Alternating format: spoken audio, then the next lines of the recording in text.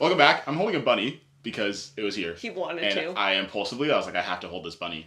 And I said, do it. Live your dreams. And I appreciate that. Welcome back. I'm John. I'm Sierra. And this is And They Were Readers.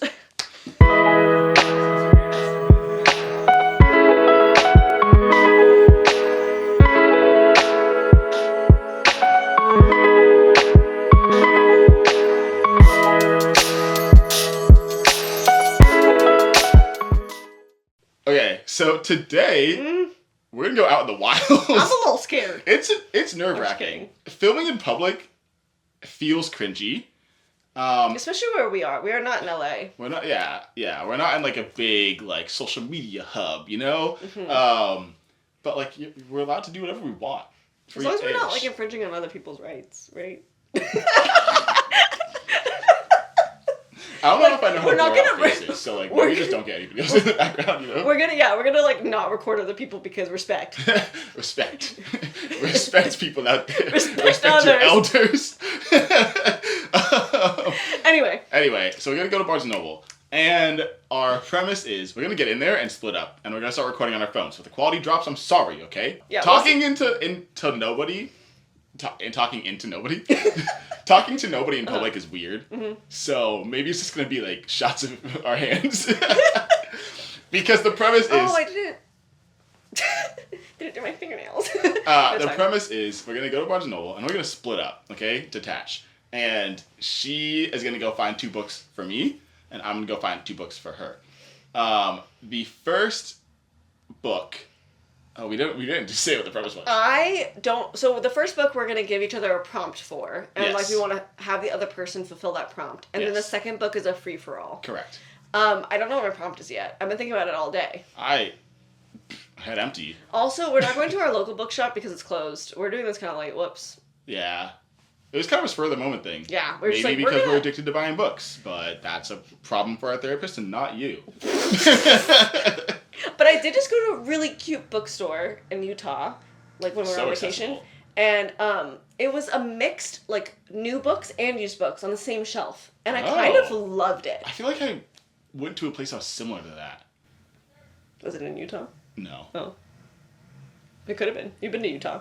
I know. Okay. You know what would be really funny? What? If I buy you Iron Flame. No, that's not funny at all, actually. That's not, ha. I have an idea. Okay. So why don't we do 1 book from each other's TBR? Okay. And then 1 book free-for-all. Okay. Yeah? Yeah. Okay, so you might see us in the car, you might see us at Barnes, you might see us back here. That's true. All of that is true. See you in a sec. See ya. We just leave? Yeah, Okay, bye.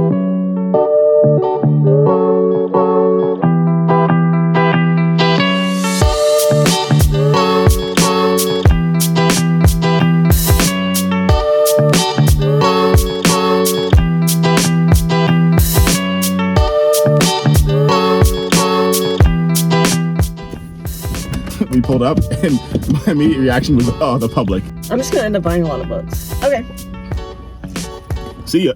Okay, I want to change the rules. Okay. I want to be able to do whatever I want and just buy you books. I agree. Okay. It's still 2 max. No. 4 max. You can buy me 2. Person? No, you can buy me 2. You don't buy me 4. I just am so indecisive. Okay. So in the car, he was talking to me about Red Rising, and I've been meaning to get him Red Rising because I know he's gonna love it. And that's not true. I think he's gonna love it. After Dune, he kind of explained that he like loved the themes of Dune, and Red Rising is very similar, so I'm gonna go get that. Okay, filming in public is terrifying, but I ended up in trying to find this very quiet part of Barnes & Noble, and unfortunately, it's religion.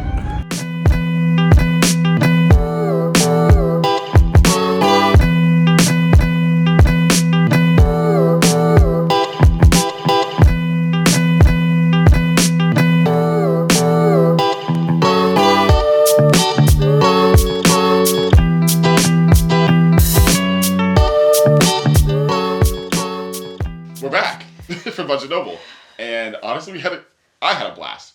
I had a great time. Okay. I was a little stressed. It was stressful filming in public. It will get better. Just like how I'm more comfortable talking to the camera now, I think filming in public will become... I don't know, you think? I think so. Okay, before we do the book reveals, I have a story. Okay, so we were checking out. Sierra checked out before I checked out. Yes, and I went to the car, so I didn't, like, see anything. Yep, she was gone, okay? As we're checking out, a shopper comes down, like, the middle of the store, and she stands kind of near the display table area, and she has a tote bag on. Okay. And it looks like she should just, like, walk out the store. And I clock her out of my peripheral vision. And she kind of stops and, like, does, like, a half wave, and then the cashier notices and acknowledges the presence. There's a full wave. The lady's like, thank you so much for your help. I didn't end up finding anything, but thank you anyway. And I was like, oh, it's so nice. Wow. Like, everybody here is helpful. It's a bookstore. We know book people. She continues walking, goes through the doors, the beeps go off. The alarm goes off. And the voice on the intercom says, like, inventory... like leaving the store, something like something dramatic, some automated voice is like, someone is robbing us. Things have been stolen. So my cashier like kind of makes her way to the exit, like she moves that way a little bit, and then another employee like kind of follows her into the entryway. Okay. But then the lady, like as soon as she hits fresh air, like she doesn't run. Okay, I'm not gonna say she ran, but she walked real fast. No.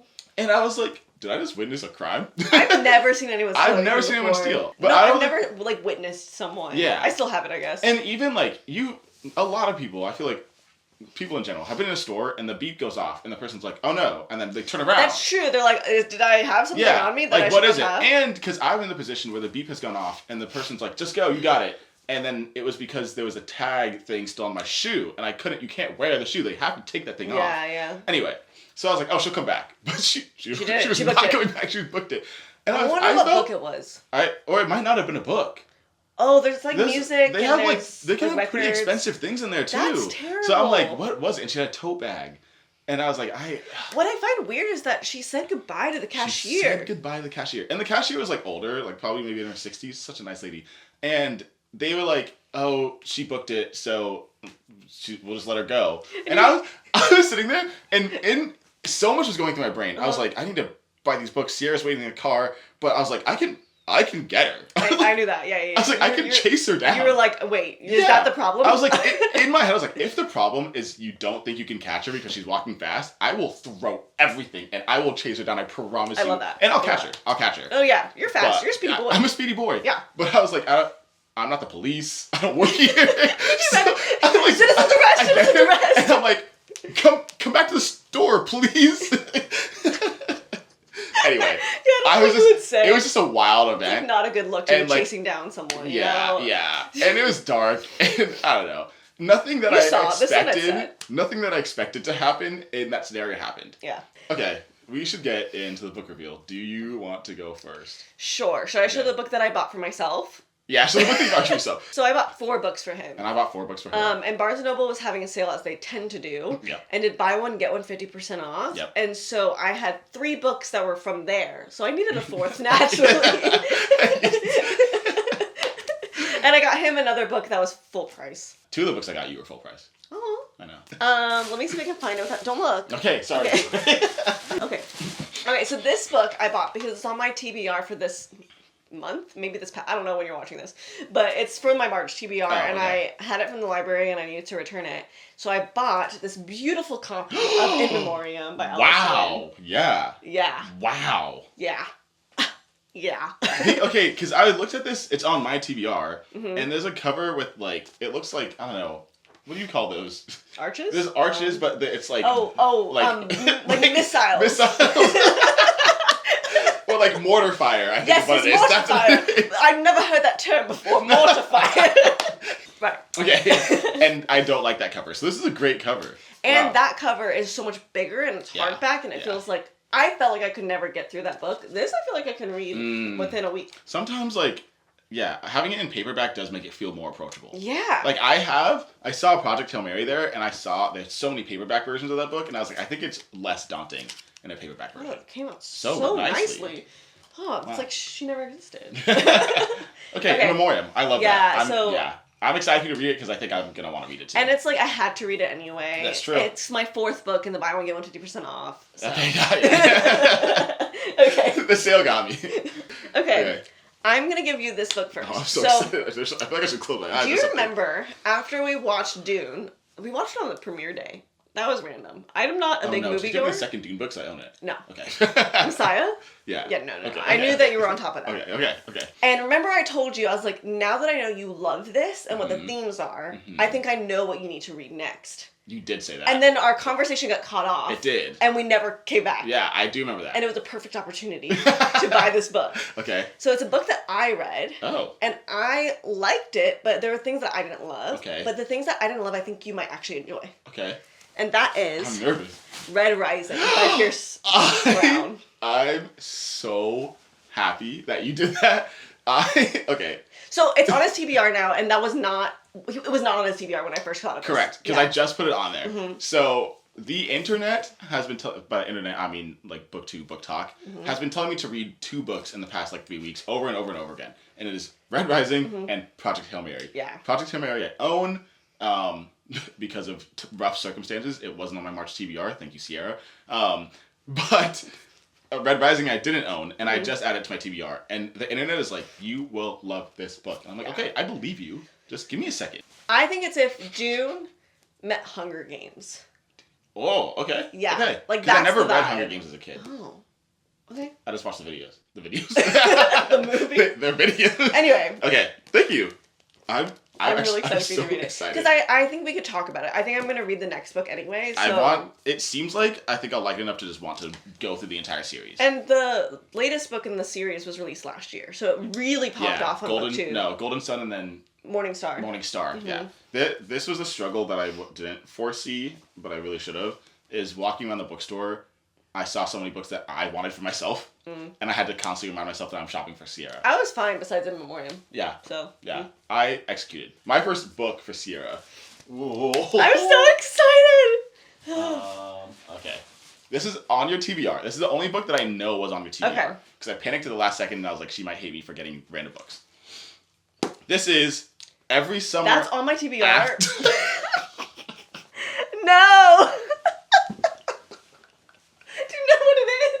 It's a romance! Oh my god! Okay. Let me explain. Okay, I'm excited. Let me explain. I can't believe this was on my TBR as an audiobook to try to see if I would like this romance. You put 2 of them on there. Because someone that I know liked them both, so I just put them on there so I didn't forget. Emily Henry says it's a radiant debut. But I've never read Emily Henry. You like debut novels. Okay, this is my thought process. Sierra texted me, I'm in the checkout line, and I had 2 books in my hand. I panic scrolled. I opened Storygraph and I went down her TBR because I knew the stuff at the top wasn't what I was looking for. And we're trying to expand our horizons. Okay. And this And this is a romance book. Yes, that's fair. And a lot of people do like it. Okay. What I will say is we're going to do this for our romance video then, and you're going to be reading it with me. Okay. I'm going to be honest. Already? That's tough. I picked it up, and I was like, but she was already in line. I panicked. But I was fine. I was willing to wait. I panicked. Don't worry. I panicked. This is bad. No. This is bad. No. You have to have an open mind. You're right. Okay. You're right. If you go into it thinking you're going to hate it, you're going to hate it. That's true. Okay. Sometimes. Okay. Thank you so much. Yeah. Maybe if you let me read Fourth Wing, there'd be less hostility between my choices. Let you? Next book. So this one, about halfway through, you were like, I'm going on 5s. I'm crushing it. What? Okay. No. Because that book wasn't in the first 2 books. Yeah. So I started looking at the buy one, get one 50% off and just went off of vibes. Okay, fair. And there's an author that I think is kind of really well known in the sci-fi world. Okay. That I want you to explore. I've not explored her myself yet, but I've heard really good things about her. Okay. And that is Ursula K. Le Guin. And so this is Lavinia by Ursula K. Le Guin. Interesting. And it's based kind of off of the Aeneid. And so I know you like Greek mythology. Yeah. Ursula K. Le Guin is just really famous, and I think that we need to get into her. And this felt like an easy way to do that. Cool. Can I? Yeah. Yeah, you can take a look at it. You know how sometimes people take a formula and you're like, okay, I'm done. Yeah. I don't think I'll ever get tired of Greek retellings from that like highlight the female perspective. I knew it. I knew it. I don't think, because like Ariadne, Electra, the Women of Troy, Stone Blind, like all of them are like highlighting the female experience because Greek mythology and the Greek stories don't. Yeah. It was the time. So I think since Song of Achilles and like Percy Jackson, if you want to count that, all of them have been like have women leads. Well, there's been like almost not a movement, but There's a like lot a of trend. publishing around that. Yeah. And I'm Wait, not I want to see sick what of year it. this came out. I'm not sick of it. Because Margaret Atwood published one a long time ago. She did. It's called the Oh, this was 2008. Penelopiad. So that one and this are older, and so I'm curious to like go back to where we kind of started with this trend. So yeah, that was good. Thank you, and I like the cover. The cover's beautiful. I know. Yeah, this one you've heard of. I'm just gonna show you. Oh, okay. This has been on my list for a very long time. Okay, good. And I almost bought it for you. Yeah. So it's on your TBR? Yes. Okay, I didn't know that. Yeah. I didn't know that. Okay. So I searched your TBR constantly throughout that store, and I was like, I got tired eventually. I was like, I'm just gonna buy books because this is too much. Yeah. We know the vibes to buy for, so it doesn't really matter. Oh, this is a good cover. It's too. a good cover. So I think this is YA. It is. It was in the YA section. And I've heard really good things about this book, and I think it's gonna be a series. I started the audiobook and didn't love the audiobook, but I think I'm gonna like the physical. I was waiting to get the physical book. So there you go. There you go. It also won the Coretta Scott King Award. That's cool. Nice. Nonviolent social change? Heck yeah. I've seen this on like Book Talk, BookTube, whatever, and today the cover pulled me in. I mean, it's really good. The cover got me. Like the red and the blue, like it has a black lead, which got me. That's why I wanted to read it. 50% off. I originally was going to read it during Black History Month. Yeah, it was on my list because I really wanted a YA for Black History Month, but that didn't happen. And I know that it's like a series. There's a few of them. Yeah. At least two. Well, right? Yeah, Bloodmarked. Bloodmarked is the second one. Oh, cool. Yeah. When did that come out? 2022? Yeah. Oh, and then the third one's going to come out in 2025. Yeah. I'm actually really excited about that. Okay, so this next one I have no idea if you're going to like. That's fair. I saw it a long time ago as like trending, and then it kind of got off my radar. Okay. And it is called The Bandit Queens by Perini Schroff. So basically, I saw this one on the table. Yeah, it was longlisted for the Women's Prize for Fiction. Cool. I don't know anything about it. Okay. But I remember seeing it and being like, I want to read that book. Nice. So you're gonna read it. I remember thinking I want to read it, so you'll read it.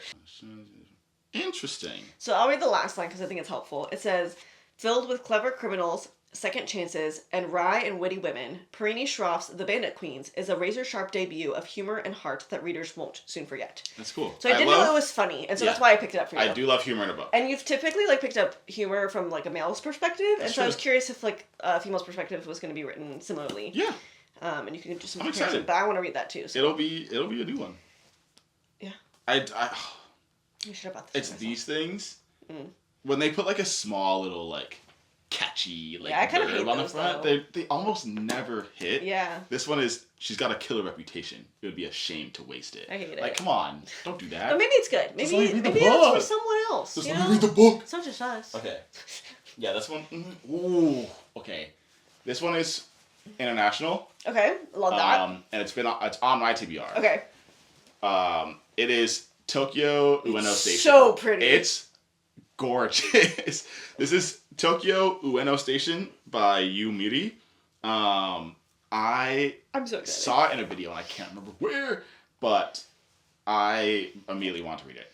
Well, I love how this like the size of this. I could put it in my pocket. Yeah. Maybe not this one. That was one of the ones that I was like, oh, I'm gonna get it for her. Yeah, this is my type of writing. This one was a safe bet because I'm pretty sure it's literary fiction and it's international. We like to read authors from different countries.